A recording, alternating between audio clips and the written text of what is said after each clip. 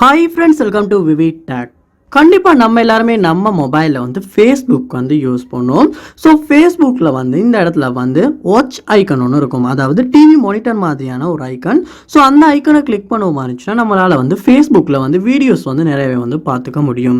So இந்த icon வந்து உங்களுக்கு வந்து ஷோ ஆக மாட்டேங்குதா, அதாவது உங்களுடைய ஃபேஸ்புக் ஆப்பில் வந்து இந்த ஐக்கன் வந்து மிஸ் ஆகியிருக்கா. ஸோ இதனால் வந்து ஃபேஸ்புக்கில் வீடியோஸ் பார்க்குறது வந்து உங்களுக்கு வந்து சில சிக்கல்கள் வந்து ஏற்படுது.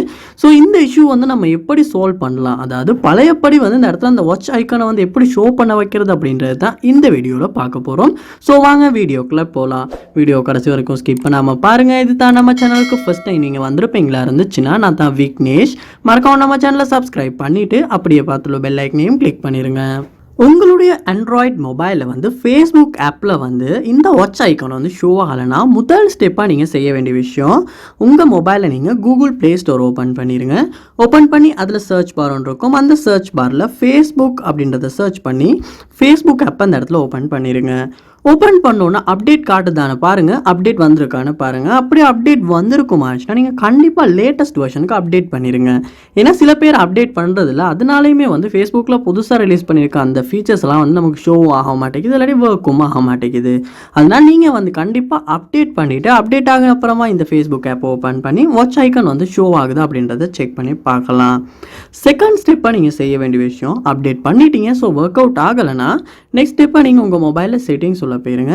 போய்ட்டு அதில் பாருங்கள் ஆப்ஸ் இல்லாட்டி ஆப் மேனேஜ்மெண்ட் அப்படின்ற ஆப்ஷன் கொடுத்துருப்பாங்க, அந்த ஆப்ஷனையுமே கிளிக் பண்ணி உள்ளே போயிருங்க.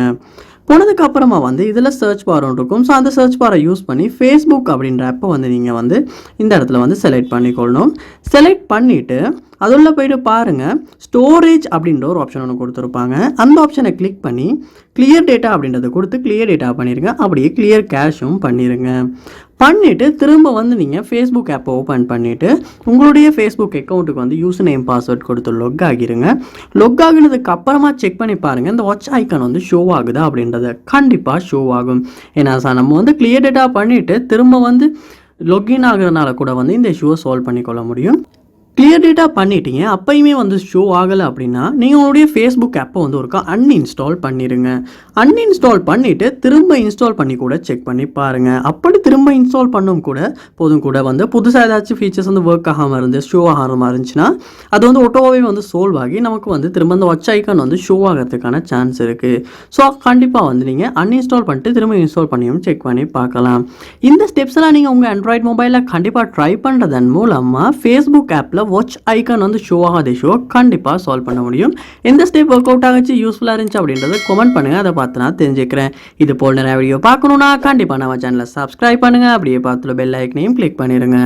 தேங்க்யூ.